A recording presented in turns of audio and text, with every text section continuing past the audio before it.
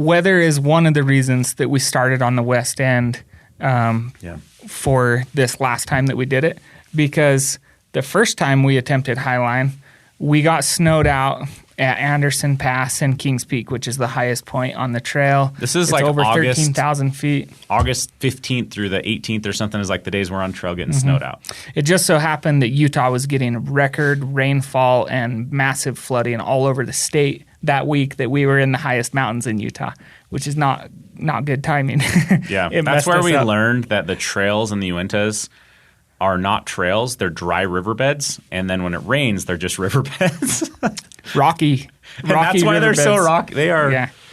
So we had that rough experience in 2021, and so going into 2022, we were watching the weather like crazy, and we were seeing that there was an opportunity for some thunderstorms and rain on day 2 and like for sure on day 3 of our trip. And so our strategy was to start on the west side and get past Kings Peak and Anderson Pass before the storms hit the mountain range. That was one reason that we chose to go that direction. Yeah, we definitely weren't we were expecting rain. We were hopeful it didn't turn into snow.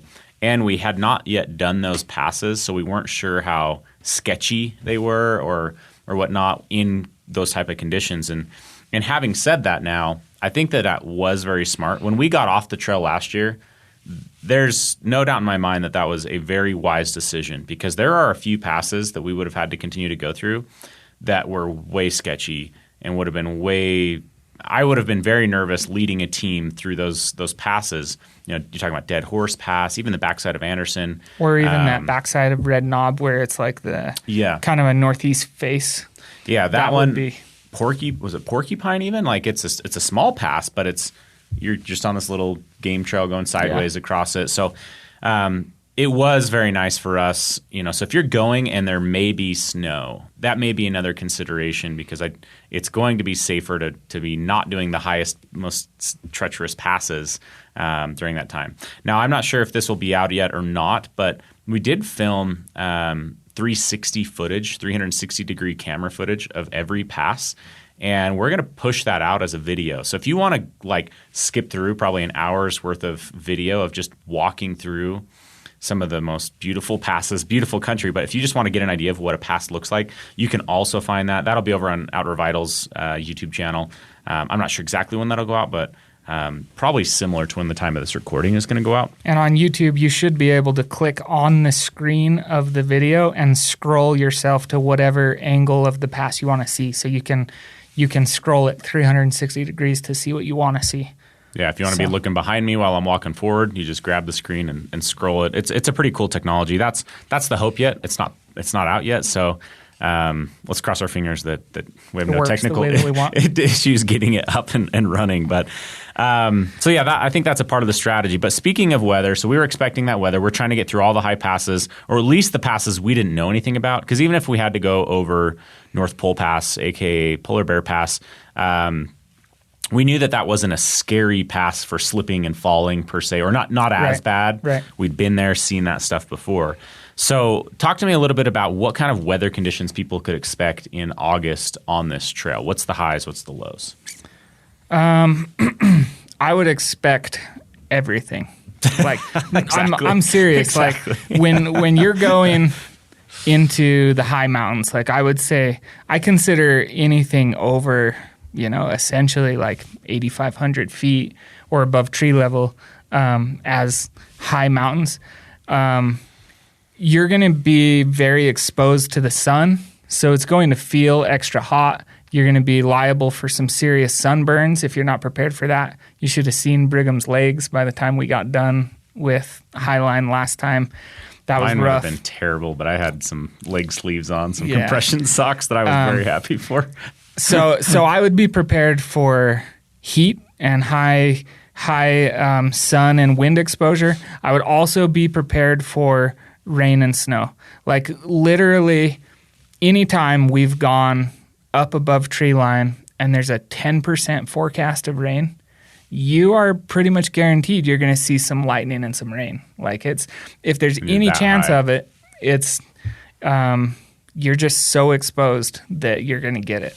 So yeah, I think that's a good rule of thumb. Just for sure, if there's any forecast of it, expect it. If you don't get it, like count your blessings because that's not common. It's more common to get the weather. We were seeing, I think we were getting up into the mid to high 60s. I don't know if we touched 70s in like the hottest part of the day, but doesn't tell the whole picture because you are more exposed to the sun when you're above tree line. Obviously, you're exposed, and I don't know if this is scientific or not, but I believe it is. But there's like less atmosphere, so you're at a higher risk of sun burning at those higher elevations. Like the UV rating would be higher for the exposure there. Along with that, you are definitely more exposed to the wind, and you will get windburn on top of sunburn, and so it's just rough on your skin that way. You got to protect yourself. So something like the Altitude Sun Hoodie is perfect. I mean, that's why we called it the Altitude Sun Hoodie, is because when we're going to elevation, you want a long sleeve on, you want a hood. It's feather light, so yeah, you can wet it out if you need to, or any breeze blows straight through that thing. But it's way easier to do that than to put on sunscreen constantly and pack sunscreen. Yes, like our faces are still exposed and we have to carry maybe a little face stick, but that's way less than like Joe in one point in the video. I was kind of making fun of him saying like my sun hoodie never runs out of sunscreen because he was just lathering up with sunscreen. So it is a very nice tool for those conditions. What about lows? So lows, you're going to see higher swings in temperature than you're used to camping lower than that. So we were getting 70s in the day when we were there last August, and the lows, I believe, were in the low 40s, high 30s. Yeah, I have a new temperature sensor that I've been taking on trips now, which is pretty dang helpful. But my estimation was that we were getting into mid to low 30s on the coldest nights on the last trip. But the year prior, on the same date ranges, we were in the 20s. I mean, it was snowing. We woke up with 4 or 5 inches of snow that last morning. Yeah. But the other part that doesn't tell the whole picture is when you go into high country like this, especially, July and August, there's still usually a lot of water around. You're typically, your campsites are close to water. Like, I don't know, just maybe it's the way that we've done it, but a lot of times there's a lot of water in the ground, which gives you a high humidity, number or whatnot. And so even though it's, say, mid-30s, it can feel colder. It really can. And because there's usually a little bit more airflow because you're high, a little bit more airflow mixed with water in the ground. And I mean, that's like every campsite we went to there. Like you're close to water, or there's just like like if you were to look at the soil, you can tell it just looks and feels damp because water's not very far. It's not very deep into the soil.